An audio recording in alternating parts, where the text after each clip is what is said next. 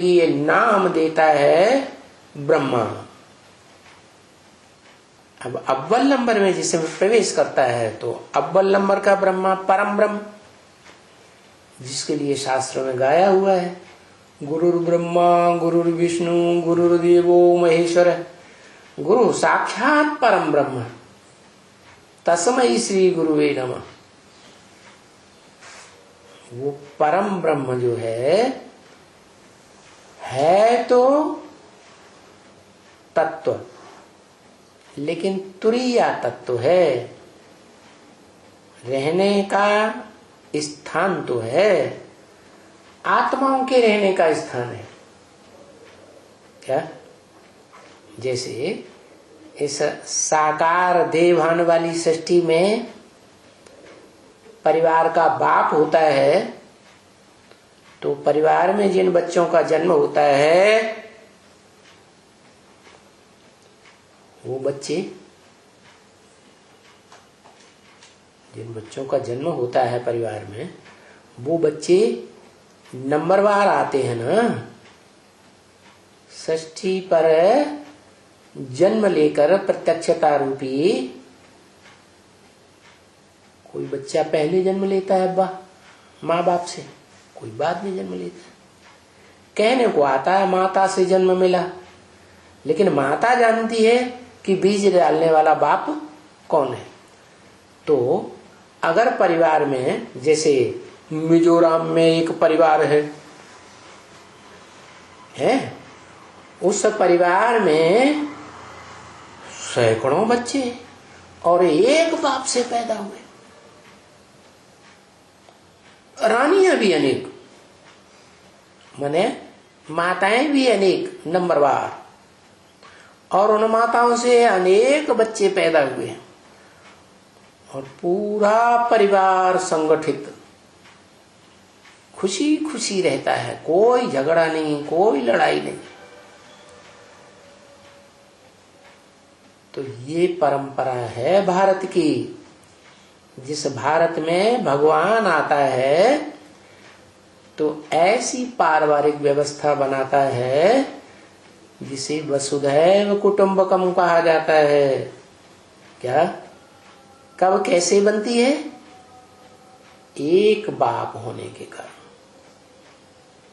आज इस सृष्टि पर जो भी मनुष्य आत्माएं हैं, अलग अलग धर्मों की अलग अलग बाप बनाए हुए, किसी को पता भी नहीं है क्या कि जैसे सागर एक है, मनुष्यों ने उसके नाम दिए हुए हैं अलग अलग, और 7 भागों में विभाजित कर दिया है। क्या? ये अलगाववादी शक्तियां हैं, आत्माएं, धर्म पिताएं। क्या? उस एक बाप को न जानने के कारण ऐसा होता है। क्या? एक बाप कौन? जो मनुष्य सृष्टि का भी बाप है, और उस मनुष्य सृष्टि के बाप में परमानेंट आत्माओं का बाप भी प्रवेश करके पार्ट बजाता है। तो एक व्यापी हुआ या सर्वव्यापी हुआ है? एक व्यापी हुआ ना। एक को मानेंगे तो सदा सुखी रहेंगे। आज भी भारत में खास उस सनातन धर्म की पारिवारिक व्यवस्था मिजोरम में मौजूद है। इससे साबित होता है कि एक बाप को पहचानो, मनुष्य सृष्टि के बाप को भी पहचानो, और मनुष्यों में जो आत्मा है, ज्योति बिंदु बिंदु आत्मा, जिस बिंदु की यादगार भ्रकुटी में बिंदी लगाते हैं, जिस बिंदु आत्मा की यादगार आंखों में से रोशनी निकलती है, वो ज्योति बिंदु आत्मा निकल जाती है तो रोशनी चली जाती है। तो साबित होता है कि आत्मा ज्योति है, ज्योति का सूक्ष्म कण है। वो ऐसा रिकॉर्ड है जिसमें अनेक जन्मों का पार्ट भरा हुआ है। जैसे आजकल पहले बड़ा बड़ा तवा आता था रिकॉर्ड का, डेग आती थी, फिर और सूक्ष्मता में गए तो कैसेट आने लगा, फिर और सूक्ष्मता में गए तो कैसेट से भी पहले वो आया बड़ा 1 घंटे का, क्या वीडियो कहते, क्या कहते थे उसको, बड़ा टैप काला काला आता था ना। हाँ, बाद में छोटी टैप निकल पड़ी। फिर क्या हुआ, फिर वो छोटी टैप में भी 1 घंटे का माल 2 घंटे का भरा जाता था, है। बाद में फिर VCD निकल पड़ी, है। और फिर बाद में क्या हुआ, है, ये मन बुद्धि की एकाग्रता की शक्ति से सारा होता है। तो बाद में DVD निकल पड़ा, DVD के बाद हार्ड डिस्क निकल पड़ा जिसमें ढेर सारा मैटर भरा जाता है। फिर छोटी सी चिप निकल पड़ी। अब वो एक से एक ताकतवर चिप बनाते जाते हैं। तो भला बताओ, क्या ईश्वरीय ताकत आत्मा में, ज्योति बिंदु में, अणु से अणु रूप छोटी सी आत्मा में अनेक जन्मों का रिकॉर्ड नहीं भरवा सकता? ये एकाग्रता की बात है। तो एक व्यापी की बात है। मूल अनेक व्यापी कहने से सारा अनर्थ हो गया। बुद्धि भटक गई सबकी, मनुष्यों की एकाग्र नहीं हो सकती। एक को पहचानेंगे कि किस एक मनुष्य में वो सुप्रीम सोल बाप प्रवेश करके अपना, अपने बड़े बच्चे का, जिसे बाप समान कहा जाता है, हिस्ट्री में मिसाल मौजूद है कि जो भी राजाएं हुए उन्होंने अपने बड़े बच्चे को राजाई दी। ये परंपरा सुप्रीम सोल बाप ही आकर डालता है। गीता में भी बोला है, मम वर्तमान वर्तन्ते मनुष्या पार्थ सर्वस्य। मेरे रास्ते का ही मनुष्य सब अनुगमन करते हैं। तो क्लियर हो जाता है कि जो भी अलग अलग धार्मिक संस्थाएं हैं उनके धर्म पिताओं को क्या आत्मलोक से भेजने वाला कोई एक बाप है ना।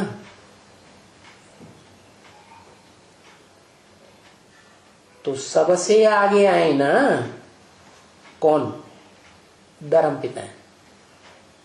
उन संस्थाओं के जो मुखिया हैं वो सबसे आगे आएंगे ना, है? क्या औरों के बीच में आएंगे? सबसे आगे आएंगे। तो बोलते भी हैं एक बात कि आओ,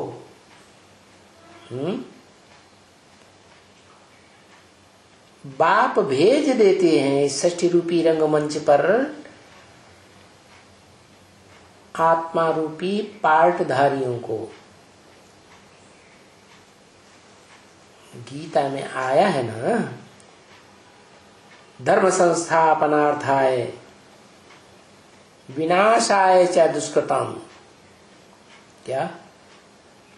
धर्म माने धारणाएं, जो अच्छी अच्छी धारणाएं हैं सुखदायी, उन सुखदायी धारणाओं को स्थापन करने के लिए इस मनुष्य सृष्टि में सुख का सागर जो कहा जाता है, जो सुख का सागर एक ही है, सात सात सागर के रूप में नहीं है। वो सुख का सागर मनुष्य सृष्टि का एक ही पादम है। उसमें सुप्रीम सोल शिव प्रवेश करते हैं और उसे आप समान बनाते हैं,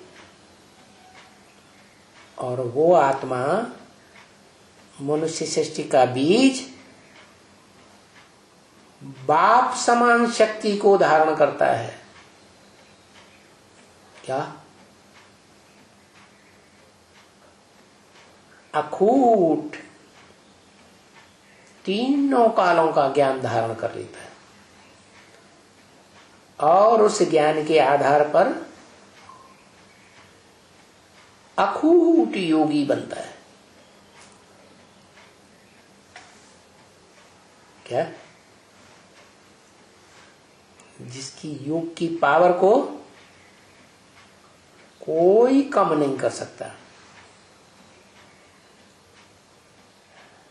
धर्म की धारणाओं की स्थापना के लिए आता है ना, तो कौन से धर्म की स्थापना है? जिसके लिए बोलते हैं गीता में, स्वधर्मे निधनम से परधर्मो भयावह। स्व माने आत्मा, आत्मा के धर्म का धारणा का स्थापना करने के लिए। आत्मा का धर्म क्या है? आत्मा है ही ज्योति बिंदु स्वरूप, ज्योति का कण, अणु से भी अणु, अणोअणीयांसम अनुस्मरेत्य, और मन बुद्धि सहित है। क्या? आत्मा में पावर भरी हुई है। जैसे शिव इस सृष्टि पर आते हैं तो तीन मूर्तियों के बीच में आते हैं, तो ऐसे ही इस सृष्टि में हर आत्मा तीन मूर्तियों का कार्य करती है। सद्गुणों की स्थापना, दुष्ट गुणों का विनाश, और जो सद्गुण स्थापन हुए हैं, जब दुष्ट अवगुणों का विनाश हो जाता है तो सद्गुणों की पालना करने वाली शक्ति, तो कहा जाता है कि धर्म स्थापन के लिए आता हूं। जो अधर्म है, क्या? जो स्वधर्म नहीं है, आत्मिक धर्म के अलावा जो भी है वो सब पर धर्म है। पर माने प्रकृति। क्या? शिव आता है ना, है? शिव तो परम पुरुष है, तो उस परम पुरुष की स्व क्या है, अपना क्या है, और उसके लिए पराया क्या है? पर क्या है? स्व है आत्मभाव। तो इस सृष्टि पर आता है तो आत्मभाव की शक्ति से संसार में प्रत्यक्षता रूपी जन्म लेता है, लेकिन इसके लिए उसे प्रकृति, जो नीचे किस्म की कृति है, जिसे कहते हैं रज और तमो प्रधान, प्रकृति के 3 रूप, सत्व, रज और तम। तो शिव सुप्रीम सोल तो सिर्फ सत्य है। क्या है? सत्य। असत्य का नाम निशान नहीं। और वो जब इस सृष्टि पर आता है तो सत्य भाव की शक्ति से इस सृष्टि पर जो प्रकृति,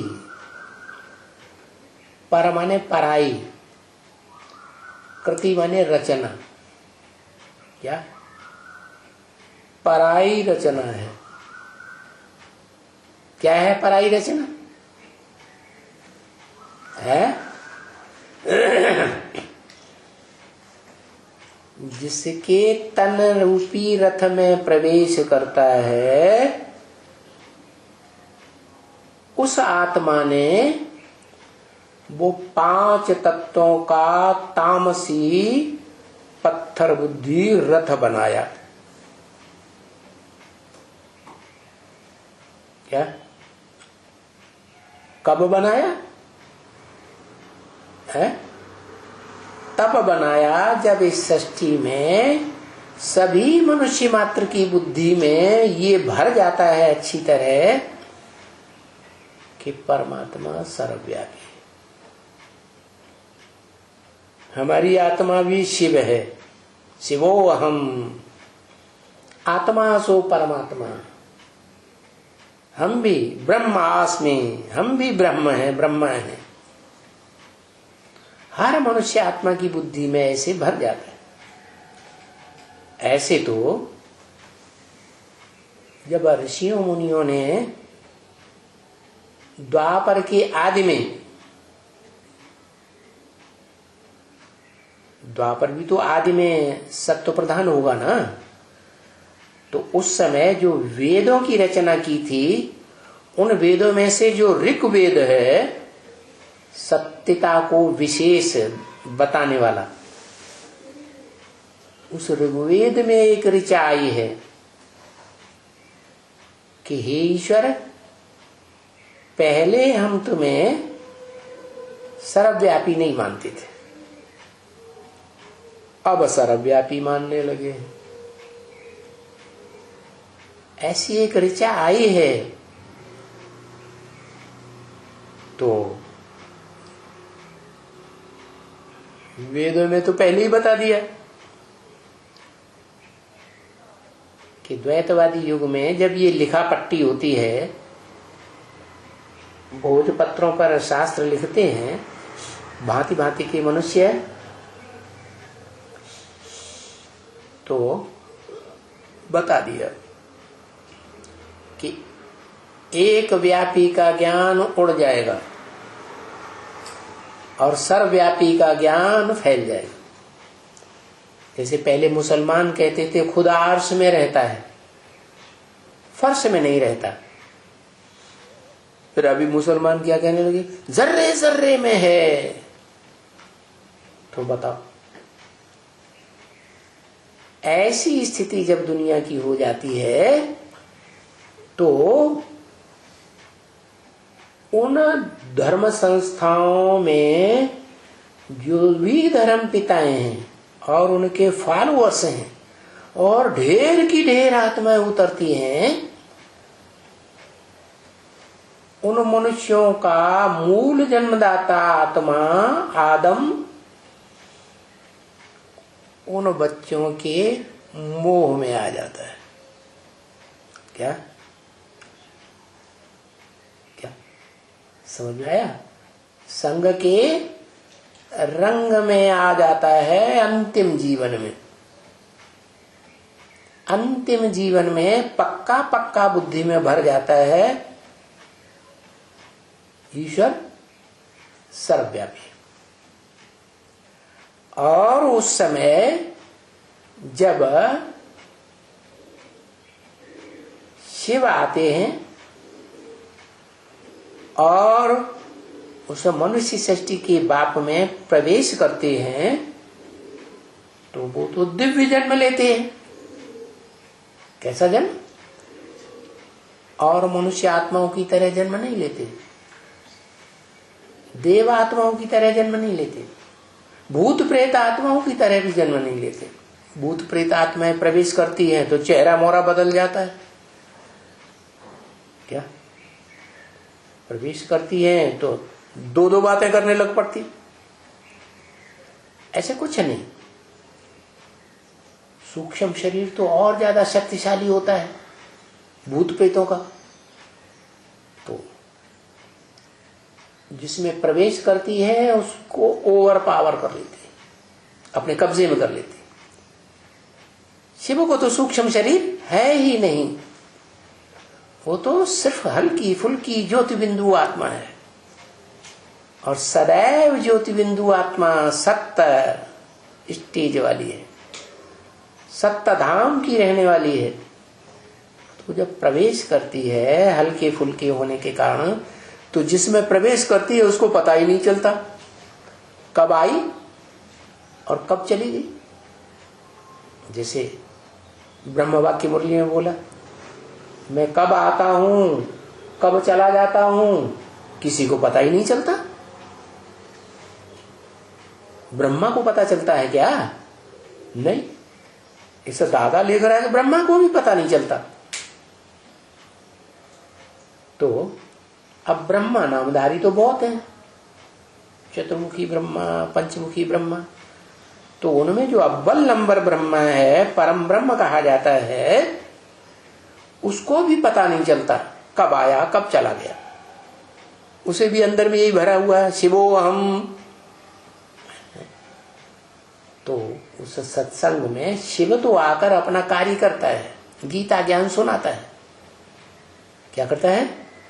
वही गीता ज्ञान जो कल्पांत काल में सृष्टि के आदि में सुनाया था, वही गीता का क्लैरिफिकेशन देता है।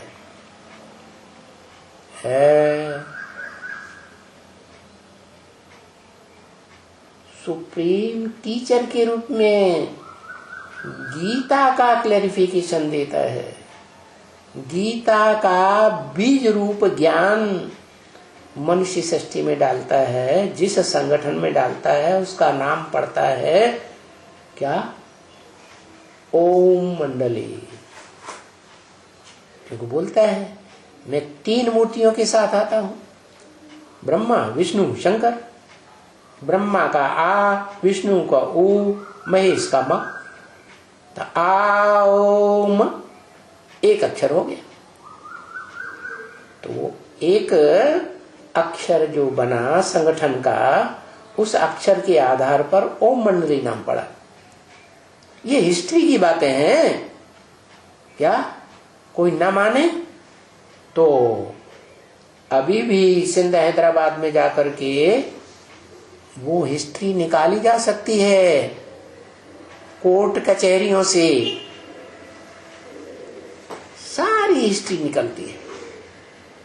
तो बताया कि धर्म स्थापना के लिए आते हैं और जो अधर्मी हैं, स्वधर्म की स्थापना वाले नहीं हैं, स्व की स्थिति में स्थित नहीं हो पाते हैं,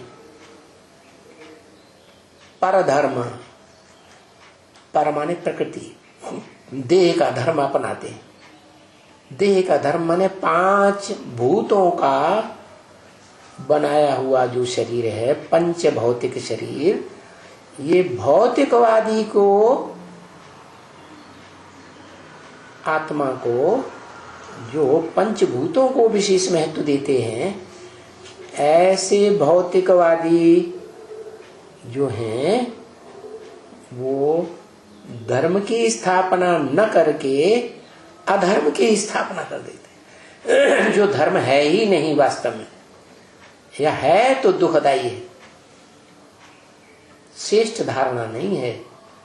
श्रेष्ठ धारणा सुखदायी होती है। जैसे हेवनली गॉड फादर आते हैं तो सधर्म के द्वारा स्वर्ग की स्थापना करते हैं। स्वधर्म माने आत्मा के धर्म से ही स्वर्ग बनता है। तो जब ही धर्म स्थापन होगा तो उनकी संस्था सब आने लग पड़ेगी। क्या? चाहे वो सुप्रीम सोल इस सृष्टि पर आता है जो सदैव स्वस्थिति में रहने वाला है, वो इस सृष्टि पर आता है तो उसके पीछे पीछे स्व माने आत्मा के धर्म में स्थिर होने वाली आत्माएं, जिन्हें रुद्रमाला कहा जाता है, महारुद्र के बच्चे, रुद्र ज्ञानी यज्ञ कुंड में स्वाहा होने वाले, देह का भान स्वाहा करने वाले, आत्मिक स्थिति को प्रधानता देने वाले, उन रुद्रमाला के रुद्र गुणों की उत्पत्ति होती है पहले। उसके बाद जो विजय माला कही जाती है, ऐसी आत्माएं जो जन्म तो लेती हैं चंद्रमा से, चंद्र ज्ञान चंद्रमा ब्रह्मा, किससे? ज्ञान सूर्य से नहीं, सूर्यवंशी राम से जन्म नहीं, किससे जन्म लेती है? जो चंद्रमा कहा जाता है। चंद्रमा आधा समय कृष्ण पक्ष, आधा समय शुक्ल पक्ष। कृष्ण पक्ष है तो अज्ञान अंधकार की रात्रि फैलती है, और जब शुक्ल पक्ष है तो ज्ञान माने रोशनी रहती है। तो दोनों पार्ट बजाने वाली वो आत्मा इस षष्ठी रूपी रंगमंच पर चंद्रमा कही जाती है। वो ज्ञान चंद्रमा ब्रह्मा जो शंकर के मस्तक में दिखाया जाता है, क्योंकि जो बाप होता है बच्चे को प्यार में सर के ऊपर उठा लेता है, ऐसे ही वो ज्ञान चंद्रमा के रूप में पार्ट बजाने वाली आत्मा जो बच्चा बुद्धि रहती है लंबे समय तक, क्या कितने साल तक? 80-90 साल तक भी बच्चा बुद्धि रहती है। बीच बीच में आत्मिक स्टेज धारण भी करती है, फिर देहभान में जाती है, अज्ञान में जाती है। तो उस ज्ञान चंद्रमा के बच्चे इस सृष्टि पर आने लगते हैं।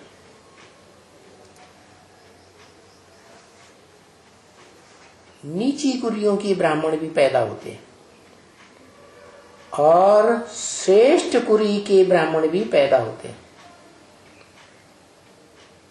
रुद्रगण वाली आत्माएं भी आती हैं, ब्रह्मा के बच्चे बनते हैं और उन रुद्रगणों के सूर्यवंश में कन्वर्ट होने वाली ब्रह्मा की 100%